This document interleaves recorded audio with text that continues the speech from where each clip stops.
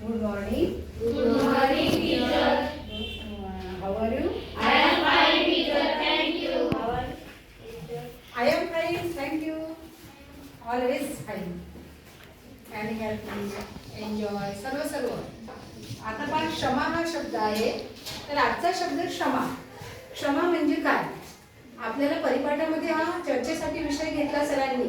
पण परिपाठामध्ये एवढा परिपाठ घेतल्यानंतर मुलं मग बोलतात, त्यामुळे ते पोरं उत्तर देत नाही, गोंधळ होतो. म्हणून मी क्लासमध्येच तुम्हाला एक क्षमाचा अर्थ सांगते.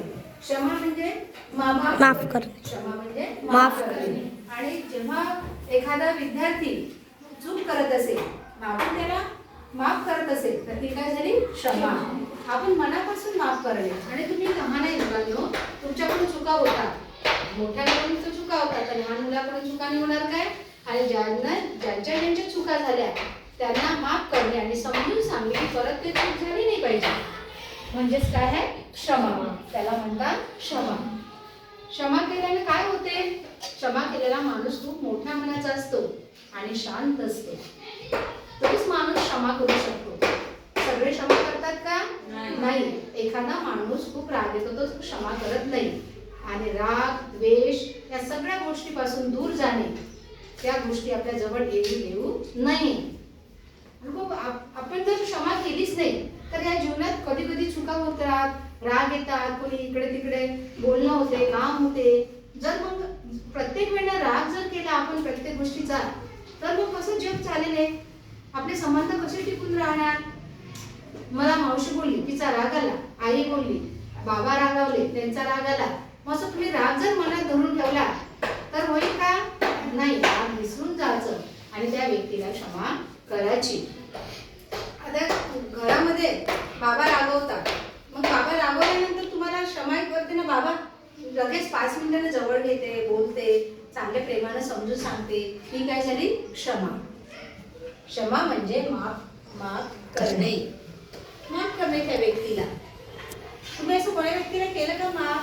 सांगा बरं, तुमच्या जीवनातला प्रसंग, चर्चा आहे, असं घरचं सांगा किंवा वर्गातलं एखादं उदाहरण सांगा. उभं राहून सांगा. कोण तुम्हाला आतापर्यंत 7वी मध्ये आलेले आहे, तर तुम्हाला क्षमा कोण केली? मॅडमने केली. कोणत्या गोष्टीत केली? हा, होमवर्क मध्ये. बोला मग जोरात. होमवर्क मध्ये केली. होमवर्क जर तुम्ही करून आणलं तर मी तुम्हाला क्षमा म्हणजे माफ केलं ना. तुम्ही मला जसं करून आणलं नाही, दाखवलं नाही, तर मी रागावली नाही तुमच्यावर. रागावली का? तात्पुरती रागावली, पण लगेच मी तुमच्यासोबत अजून आनंदाने वागली, पण प्रेमानं वागली. माझ्या मनात द्वेष मी ठेवला नाही आणि राग ठेवला नाही. आणि क्षमा ही नेहमी आपल्या जवळ असली पाहिजे आणि ती केली पाहिजे सगळ्यांनाच. क्षमाशील माणूस असला पाहिजे. क्षमाशील जर माणूस असेल तर तो जीवनात यशस्वी होतो. नाहीतर कोणताही राग, द्वेष जर मनात धरून ठेवला तर तो यशस्वी होत नाही. आणि जिथे क्षमा आहे, शांती आहे, संयम आहे, तिथे विद्या आहे, सरस्वती आहे, लक्ष्मी आहे. ज्या घरात क्षमा नाही, संयम नाही, शांती नाही, तिथे लक्ष्मी नांदत नाही आणि सरस्वती सुद्धा नांदत नाही. सरस्वती म्हणजे विद्या. आपली मुलं कसं काय शिकणार? तुम्ही घरात राग करा, तुमच्या घरात चांगलं वातावरण नाही, एकमेकाला बोलत आहे तुम्ही आणि खूप 8-8 दिवस बोलत नाही मग घरात, तर तिथे मुलं शिकणार का? अभ्यास करणार का? माझ्या आई बाबाचं भांडण झालं, बहीण भावाचं भांडण झालं, मग ते मुलाच्या डोक्यात तेच असते ना. मग वडिलांनी जरी आईला बोलले असेल तर मग लगेच क्षमा म्हणजे करा दिलं. वडिलांनी म्हणायचं, अजून चांगलं बोलायचं, समजून सांगायचं, आणि ते राग निघून बसायचं नाही.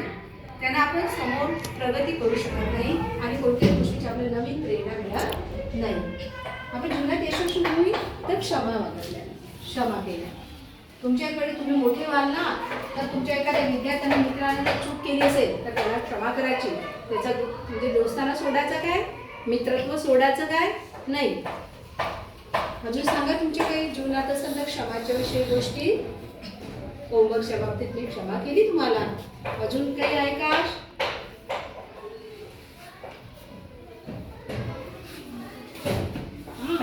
एखादं उदाहरण, एखादी गोष्ट आठवते तुम्हाला क्षमाची? तुम्ही काही सांगितले असेल आतापर्यंत? नाही आठवत? आजचा विषय होता क्षमा. त्याच्या आधीचा विषय काय होता? कालचा विषय विसरले काय? स्वश्रद्धा. स्वश्रद्धा म्हणजे आत्मविश्वास, आपल्या स्वतःवर विश्वास. स्व म्हणजे स्वतःवर आणि श्रद्धा म्हणजे विश्वास. तुमचे यानं शब्दाचे पाठ होऊन राहिले. क्षमा म्हणजे माफ करणे, झालं ना पाठ तुम्हाला? श्रद्धा म्हणजे विश्वास पाठ झालं. आत्मसंयम है ना, आपल्या मनावर नियंत्रण ठेवणे. आत्मसंयम म्हणजे मनावर नियंत्रण ठेवणे. चिकाटी म्हणजे जिद्द. हे शब्द आपण आता पाहत आहोत. एका दिवशी एका शब्दाचा अर्थ आपण रोज घेत आहोत. समजलं का मुलांनो? बस. स्वागत.